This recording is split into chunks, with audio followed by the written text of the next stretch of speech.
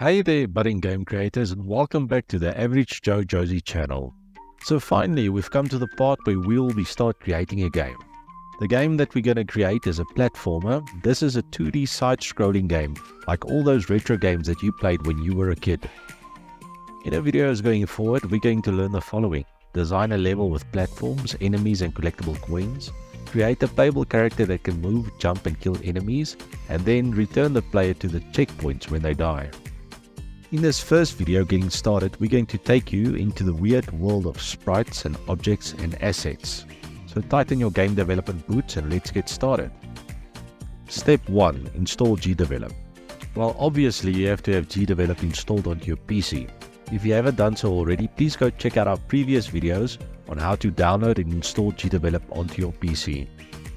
Step 2. Download the game's assets. The term assets refers to a game's audio and visual media such as sound effects and sprites. Every game needs assets, and to make your life a little bit easier, this tutorial provides the assets you need to create the game. You can download the assets from this following URL, and I'll also add it in the description of this video. Once downloaded, you need to extract the zip folder, and there you can view the assets which we're going to use in this game. So, you're more than welcome to use different assets, but naturally though, the game that you see in the videos will then look different from the game you end up creating. Step 3. Create a new project. In Gdevelop, a project is a container for the game's assets and logic. In this tutorial, the term project and games will be used interchangeably. So first, you need to open Gdevelop, and then you click on the build button on the left hand side. Then you'll see on the right hand side there's a create a project button. Once you've clicked on this, a new project window will open. Now you can choose the resolution from mobile to desktop to Full HD. For the purpose of this tutorial, we'll be working with the desktop Full HD. Then you've got to give your project a name. So you can either type one out, or if you click on the little right arrow there, it will automatically generate a random name for you. Then you have to confirm where you're going to store this, either on your PC or on the cloud. After this, you click the Create Project button. At the top, you'll see that there's a new untitled scene and an untitled scene events. Should you want to add more scenes, you have to click on the Project button on the left hand side and then you click on the Add Scene button, but for the purpose of this tutorial, this will not be necessary. Step 4. Add objects to the scene. The scene is made up of objects. Everything the user sees or interacts with is an object, including the playable character, enemies and parts of the environment. Gdevelop provides different types of objects that you can add to the game. Each type of object has unique features and use cases.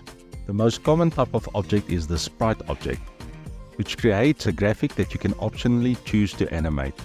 To create an object, on the Objects panel you click on Add New Sprite. This will open the asset store.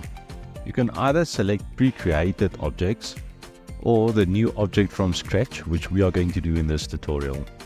Then after this, you click on Sprite. Then in the object name field, type Cloud. When the object editor opens, click the Add Animation. Even though the label says Add an Animation, this sprite object doesn't have to be animated just yet. Then click on Add. Now you've got to select what image to add here. Browse until you get the folder where you stored the assets which you downloaded in the beginning. Then select Apply.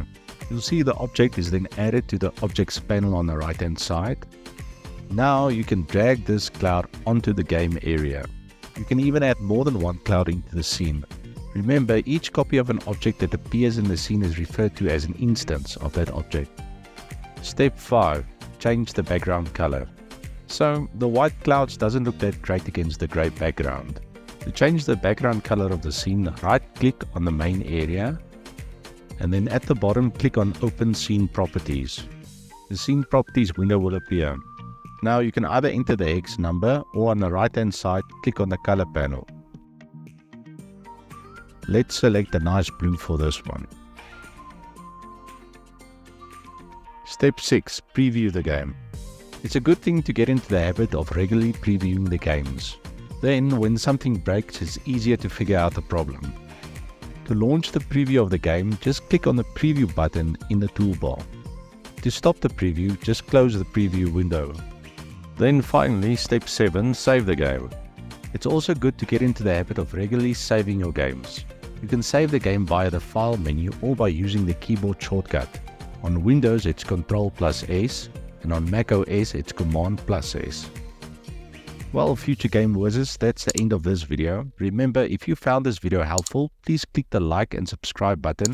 This really helps our channel out a lot. Stay tuned for the next video where we will be creating a playable character.